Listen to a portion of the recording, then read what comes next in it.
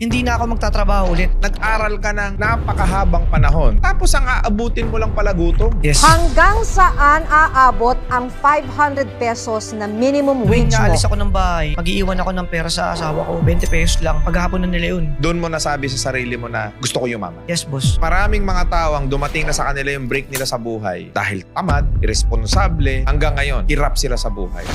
Nagkaroon ng ginhawa ng konti yung buhay mo dahil sa diskarte. Hindi ako nahiya, boss, kasi may pamilya akong kailangan buhayin eh. Kung ang goal mo talaga is buhay yung pamilya mo, mabigyan sila ng magandang kinabukasan, wag na wag ka susuko. Kumapit ka lang sa Diyos. Wag mo siyang questionin kung ano yung plano niya sa'yo. Kesa magreklamo ka, trabahuhin mo yung pangarap.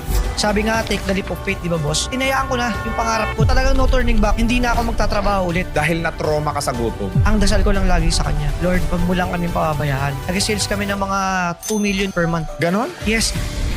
Linggo, alas 8 ng gabi.